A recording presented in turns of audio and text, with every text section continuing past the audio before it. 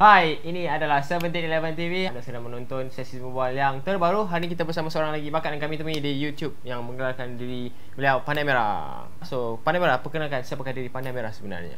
Hai, saya Pandai Merah. Nama sebenar Muhammad Syamin Aizat, berasal dari Ipoh, Perak dan berumur 25 tahun. Okey, Pandai Merah terkenal di YouTube kerana membuat video vlog. Sejak bila Pandai buat video dan upload di YouTube?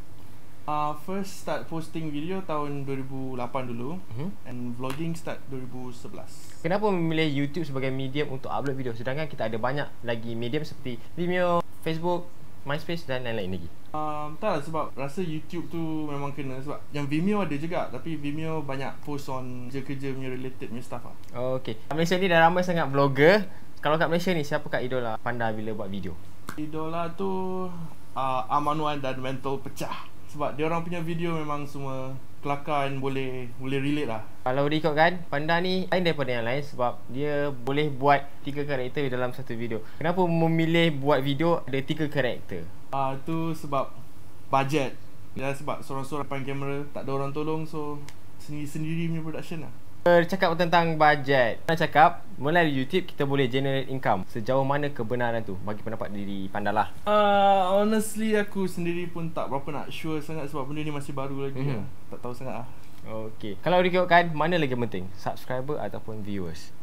Nak ikutkan dua-dua tu penting, tapi kalau subscribers tu nak tunjuk orang appreciate kerja kita, and view tu yelah orang tengok kerja kita lah. Tapi rasa view tu penting kot sebab nak viralkan stuff. Setiap orang ada cara tersendiri untuk membuat video. Kalau dari Pandai lah, tips mudah lah kepada newbie yang nak start buat video vlog.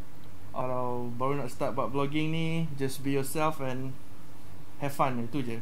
Okey, kata-kata akhir kepada peminat-peminat yang belum ada dan yang akan ada. Okey, jujur dengan diri sendiri, stay awesome. Okey, kepada mereka-mereka yang ingin kenal lebih rapat dengan Panda, so ada Twitter ke Facebook, Instagram yang boleh dikongsi bersama? Facebook, Twitter, Instagram semua /Panda Merah, tapi di YouTube /Chijo, CHIIJO. Okey, terus menyokong bakat yang kami temui di YouTube ni. Sangat awesome, korang kena tengok video dia. Terus menonton 1711 TV dan jangan lupa layari laman website kami di www.1711entertainment.com. Berjumpa lagi untuk sesi sembuhan.